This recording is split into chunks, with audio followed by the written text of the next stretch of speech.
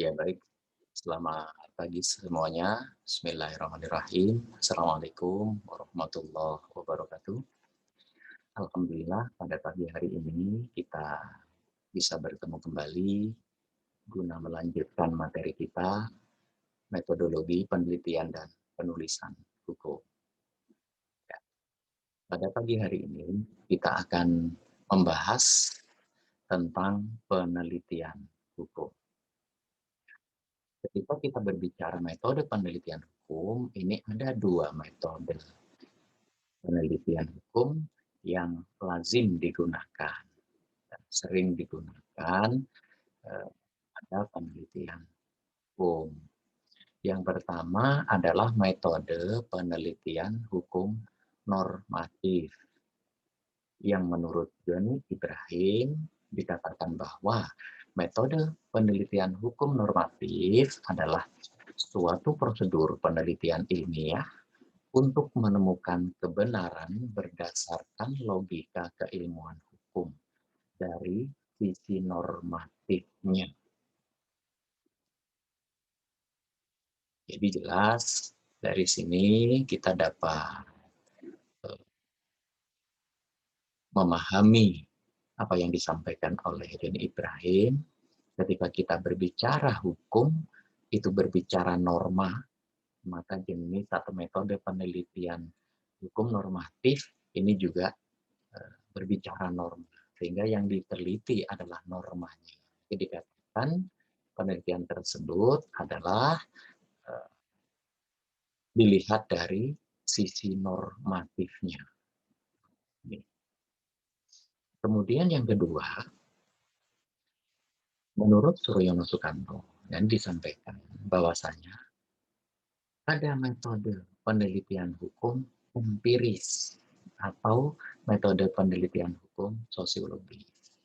Ini yang kedua lain, yaitu suatu metode penelitian hukum yang berfungsi untuk dapat melihat hukum dalam artian nyata serta meneliti bagaimana bekerjanya hukum di suatu lingkungan masyarakat. Nah, di sini berbeda dengan metode penelitian hukum normatif. Apanya yang berbeda? Ketika kita menggunakan metode penelitian hukum normatif, maka yang terpikir di benak kita, di pikiran kita adalah peraturan perundang-undangan. Ini yang diteliti. Namun, ketika kita berpikir menggunakan metode penelitian hukum empiris atau sosiologis yang terpikir di benak kita, di dalam pikiran kita, ini adalah keberlakuan hukum, keberlakuan daripada peraturan perundang-undangan tersebut di lapangan dalam kenyataannya seperti apa. Nah, ini yang membedakan salah satunya.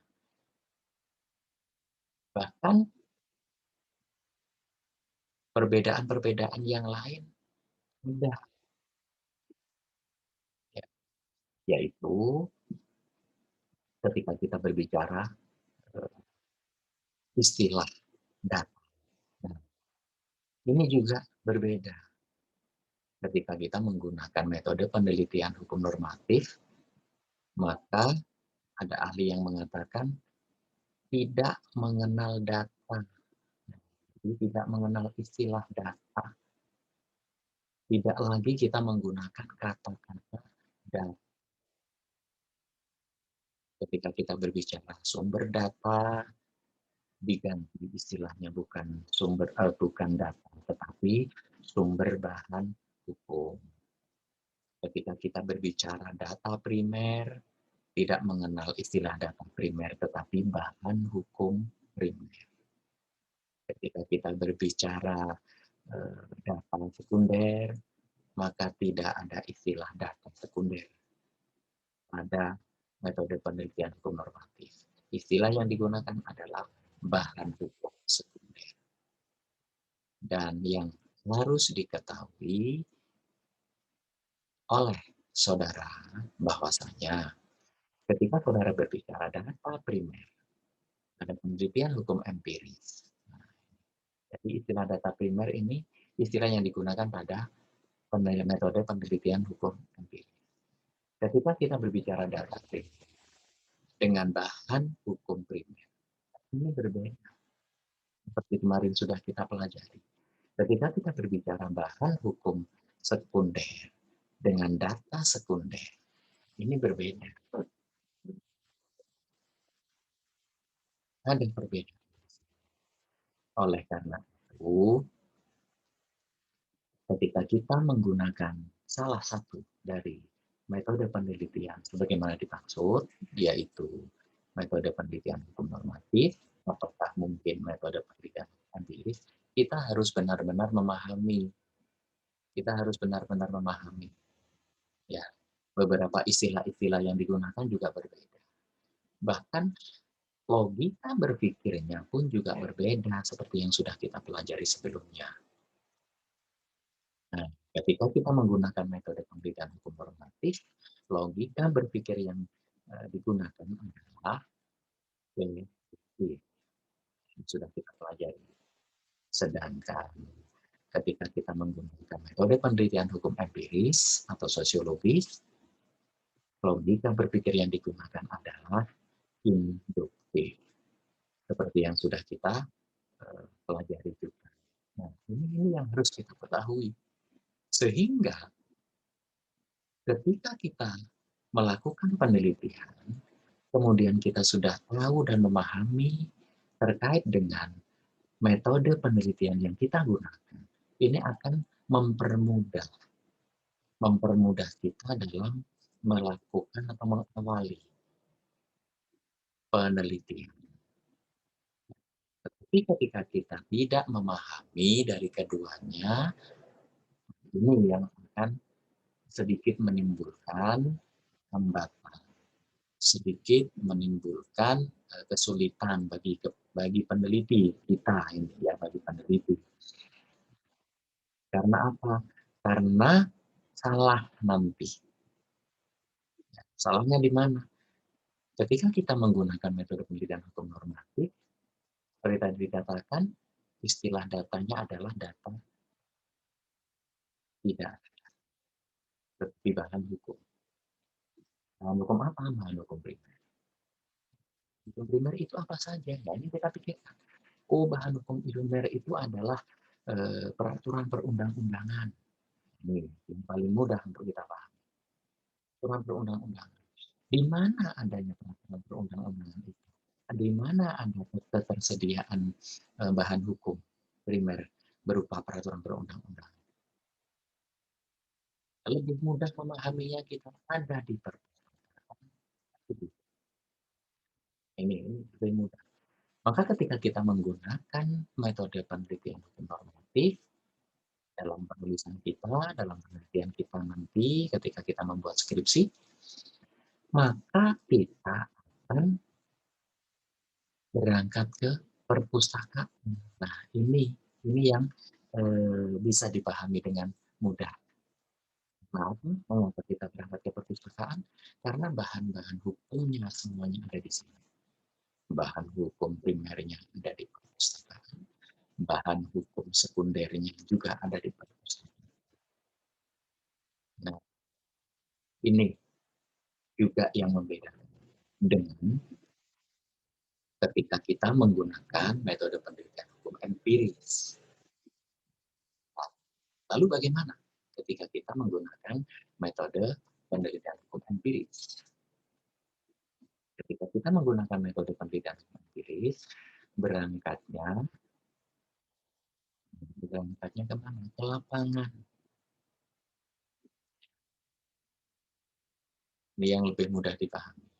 Mengapa kita berangkat ke lapangan? Karena data-data kita ada di lapangan. Data primer kita ini ada di lapangan. Baru ketika kita berbicara data sekunder, nah ini baru ke perpustakaan. Adanya ada di perpustakaan. Tapi data utamanya, data primer ada di lapangan. Nah, ini seperti yang sudah sempat kita singgung pada pertemuan-pertemuan sebelumnya. Ini. Mengapa data kita ada di lapangan? Contohnya, mari contohnya. Ketika kita akan meneliti tentang tingkat ketaatan masyarakat Kota Samarinda terhadap rambu lalu lintas. Ini di mana adanya? Tidak ada di perpustakaan, adanya di lapangan. Saudara mesti melakukan penelitian ke lapangan, melakukan observasi ke lapangan, melakukan pengamatan ke lapangan. Ya, saudara semua melihat tingkat ketaatan masyarakat Kota Samarinda terhadap rambu lalu lintas adanya di jalan-jalan. Tidak bisa saudara hanya membaca buku, melihat buku, mencari-cari di dalam buku. Ya, tidak akan ada. Ini untuk data primernya. Maka ketika saudara tidak memperoleh data primer ini yang sebenarnya, nah ini yang patut ditanyakan tulis saudara nanti. Oleh karena itu, saudara harus memahami. Ini pola berpikir yang paling mudah ketika kita membedakan antara metode penelitian hukum normatif dan penelitian hukum. Oke. Mari kita coba lihat perbedaan dari keduanya. Penelitian hukum normatif dan penelitian hukum empiris. Ada penelitian hukum normatif yang diteliti. Yang pertama ada inventarisasi hukum positif. Yang kedua ada asas-asas hukum. Penelitian hukum klinis. Mengkaji sistematika peraturan perundang-undangan. Menelaah sinkronisasi peraturan perundang-undangan. Perbandingan hukum dan sejarah hukum. Ini kan semuanya ini ada di perpustakaan. Ya. Bahan hukum primer dalam bentuk peraturan perundang-undangan ini ada di bahan hukum sekunder dalam bentuk buku-buku, jurnal, karya ilmiah milik para ahli. Ini adanya di perpustakaan. Ini jelas, ini normatif. Ini sebaliknya, pada penelitian hukum sosiologis atau empiris, kita akan berbicara berlakunya hukum. Misalnya terkait efektivitas hukum, kemudian dampak hukum. Atau mungkin kita melakukan identifikasi terhadap hukum tidak tertulis. Adanya di mana? Adanya di lapangan. Ya, karena kita akan mencari, misalnya kita berbicara identifikasi hukum tidak tertulis. Kita datang ke suku-suku tertentu. Kita akan menginventarisasi hukum-hukum yang mereka anut. Ini ada di mana? Ada di lapangan. Oke, ini. Baik, mari kita coba lihat.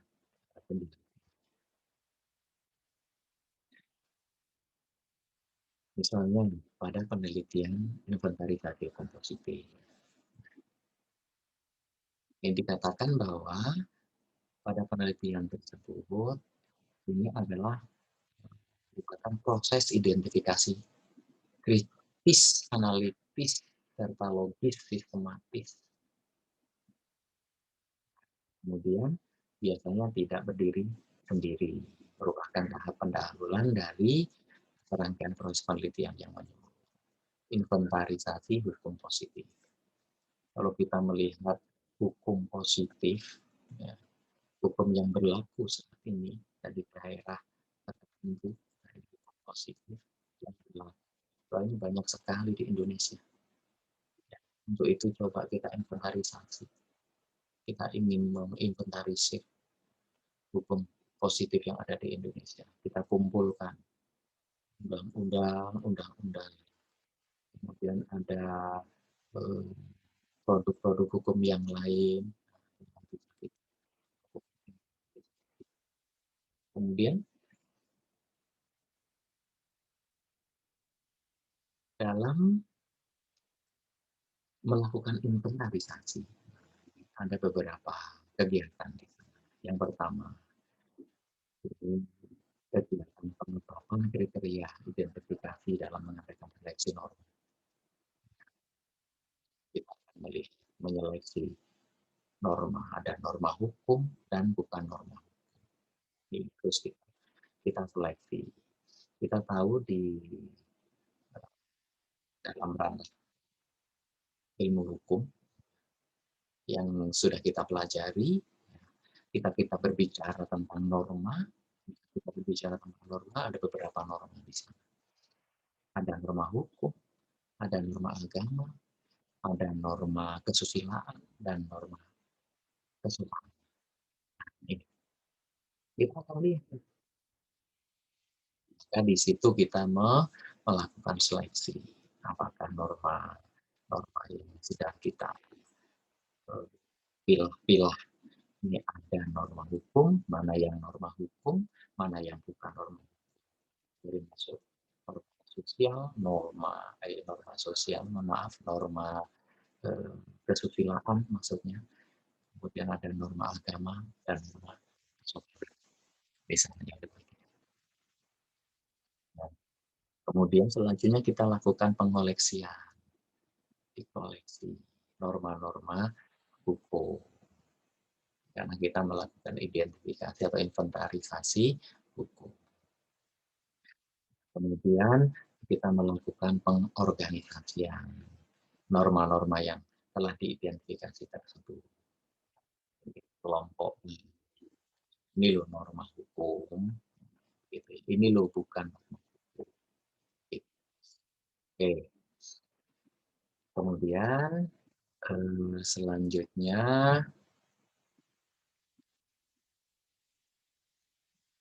penelitian hukum klinis misalnya.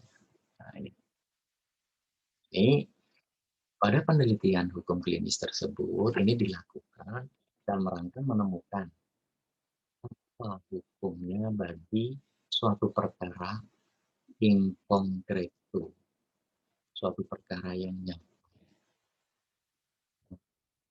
Penelitian jenis yang ketiga, penelitian hukum klinis ini kita menghubungkan, mencari adanya aturan-aturan yang digunakan untuk menyelesaikan perkara. Nah, ini diawali dengan menemukan fakta hukum. Ini adalah penelitian yang selalu digunakan oleh para praktisi ketika ada perkara yang dihadapkan kepadanya, yang dikemukakan kepadanya, maka mereka akan mencari korelasi yang berkaitan dengan masalah tersebut, peraturan perundang-undangan. Ini yang akan dicari. Ya. Misalnya ada perkara, kemudian akan dicari si perkara tersebut terkait dengan pasal yang mana pada undang-undang ini. Ini akan terus dicari. Kemudian dicari lagi korelasi dengan peraturan-peraturan perundang-undangan yang lain juga. Terus sampai dengan diketemukan. Karena apa? Karena dasar dari penyelesaian, dasar yang dapat digunakan untuk menyelesaikan perkara tersebut, ini adanya di peraturan perundang-undangan. Bagaimana kira-kira menyelesaikan permasalahan yang dihadapi. Ini yang dikatakan dengan penelitian hukum klinis. Ini biasa digunakan oleh para praktisi. Saudara-saudara nanti ketika menjadi praktisi, menjadi advokat, advokat, menjadi jaksa, menjadi hakim. Nah, ini tidak akan lepas dari penelitian hukum klinis. Jika ada perkara yang saudara bukan cari solusinya dan dipecahkan, maka pasti saudara akan mencari peraturan perundang-undangan terkait sekiranya ada pasal-pasal tertentu di sana yang dilanggar. Nah, oke. Kemudian yang lain ada penelitian mengenai sinkronisasi peraturan perundang-undangan. Ini seperti yang sudah kita pelajari sebelumnya, bahwasanya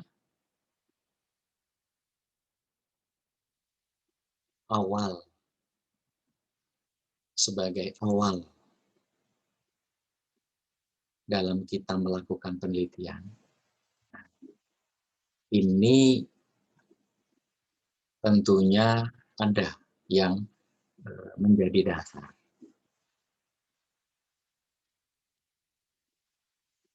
Ketika tidak ada peraturan perundang-undangan yang mengatur terhadap keberadaan suatu perkara, artinya ada kekosongan hukum di sana.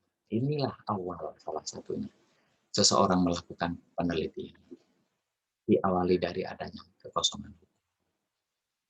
Kemudian ketika isi pasal-pasal dalam suatu peraturan perundang-undangan ini kabur, tidak jelas, nol, terjadi kekaburan norma, maka kita juga melakukan penelitian di sana secara normatif. Kemudian yang ketiga, ketika ada konflik of norm, ada konflik norma, ketidaksesuaian pengaturan, baik itu vertikal ataupun itu horizontal, di sana seorang peneliti melakukan penelitian.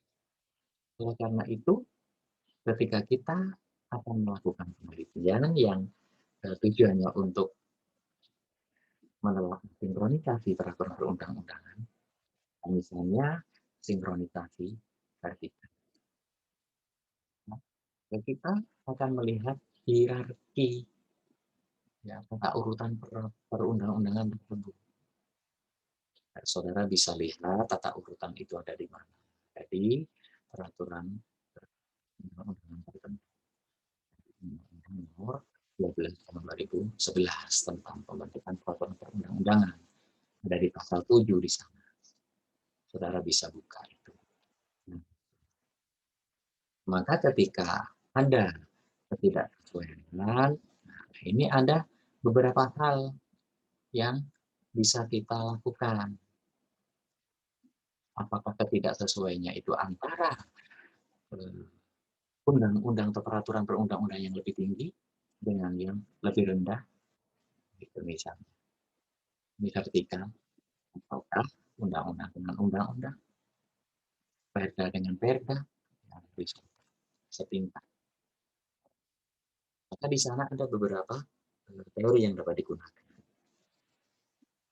Yang pertama ada lex superior derogat lex inferiori, ya, peraturan yang lebih tinggi mengesampingkan yang lebih rendah sesuai dengan hierarkinya.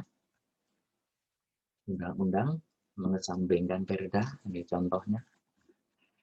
Kemudian lex specialis derogat lex generali, ini peraturan yang khusus mengesampingkan yang umum. Undang-undang ketenagakerjaan mengesampingkan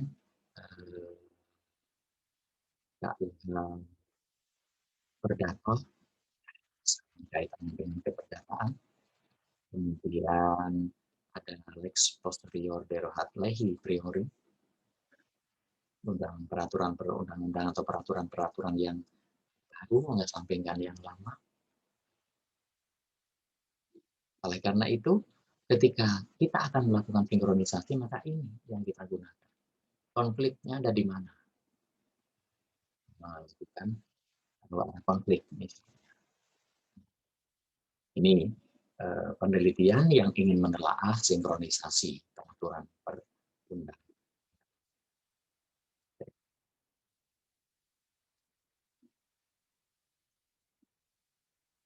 Kemudian ketika kita akan melakukan penelitian perbandingan hukum, ini kita membandingkan hukum yang ada di Indonesia dengan negara lain. Misal, dalam perbandingan ini kita mengenal ada istilah perbandingan skala makro atau mikro.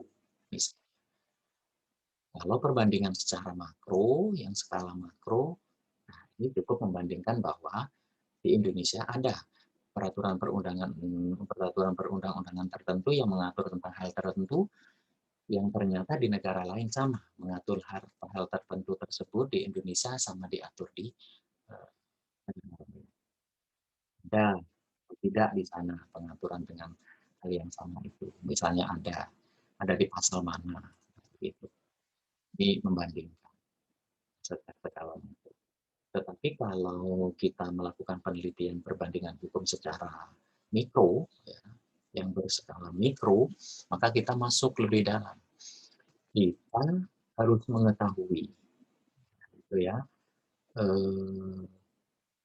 mengapa para pembentuk undang-undang mencantumkan pasal tersebut, pasal yang sama yang ada di undang-undang negara kita dan ada di undang-undang negara. Ini yang harus kita cari tahu. Karena tujuannya adalah untuk mengetahui persamaan dan perbedaan dari masing-masing sistem hukum yang diteliti. Ini tujuannya. Maka kita harus tahu, Pak, mengapa pembentuk undang-undang ini mencantumkan pasal tersebut. Ini rasio legisnya atau perbandingan, pertimbangan, gitu ya, pertimbangan dari pembentuk undang-undang. Jadi ketika kita melakukan penelitian perbandingan hukum, ini kemudian masuk ke dalam sehingga tahu yang sebenarnya membandingkan sistem hukum yang ada di negara kita dengan negara gitu ya. Oke. Sebagai satu contoh, misalnya di negara kita berkaitan dengan tipikor, pidana korupsi, ternyata hukumannya demikian, sanksinya demikian. Tapi misalnya di negara Cina, sanksinya demikian. Nah, kita lihat, kita akan melihat, sama tidak? Beda tidak? Mengapa sama? Mengapa berbeda? Ini. Kita akan mencari sampai mengetahui mengapa pembentuk undang-undang memunculkan, menerbitkan pasal tersebut.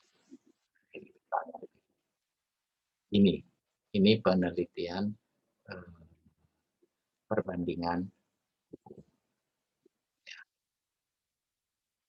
Baik, itu yang bisa kita pelajari pada pagi hari ini, ya, penelitian hukum normatif.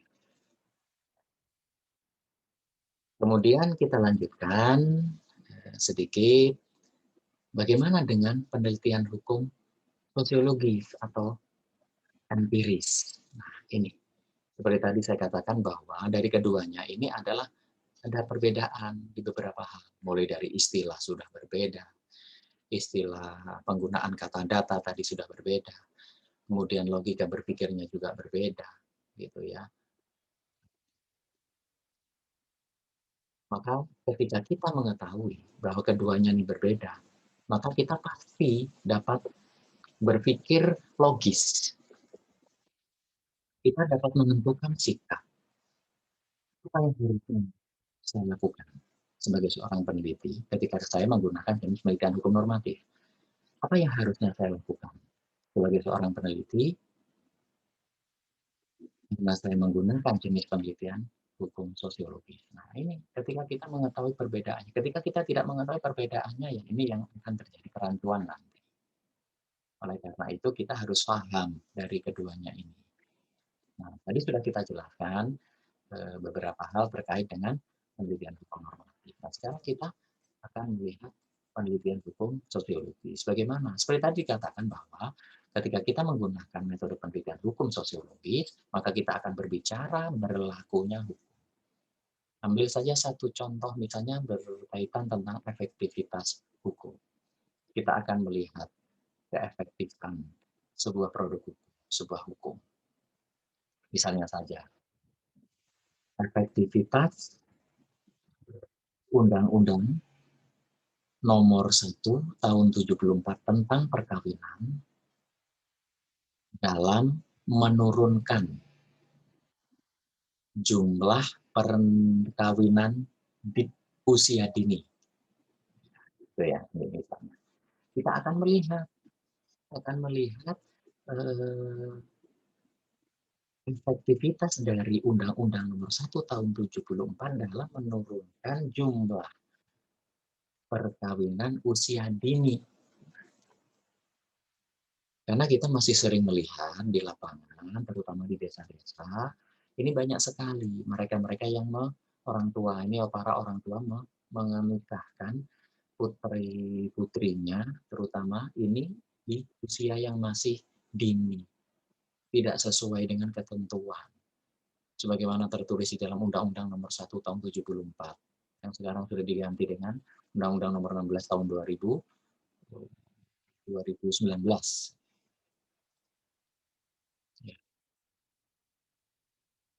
Bahwa usia perkawinan untuk perempuan dan laki-laki disamakan adalah 19 tahun. Nah, ini banyak sekali di desa-desa yang ternyata mereka para orang tua menikahkan putrinya di usia belum genap 19 tahun misalnya. Nah, ini akan kita lihat bagaimana undang-undang perkawinan ini efektif tidak. Kalau mengacu kepada Undang-Undang Nomor 1 Tahun 74 sebelumnya kan usia perkawinan untuk perempuan itu 16 tahun.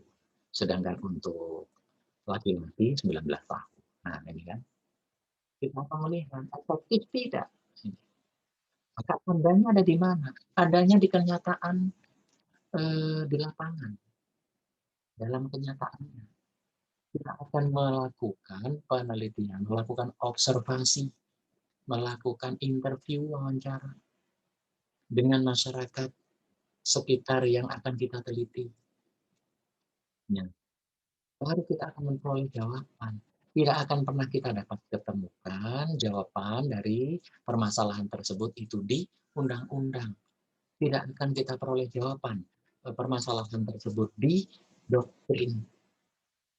Dengan kata lain, tidak akan pernah kita menemukan jawaban dari permasalahan yang akan kita cari itu di perpustakaan.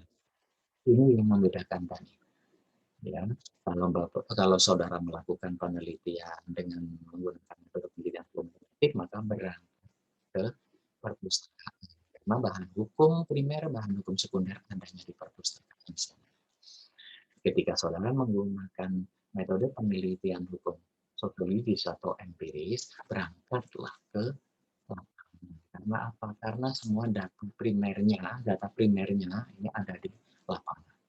Baru data sekundernya, ini pendukungnya, ini ada di perpustakaan. Ini yang harus kita pahami.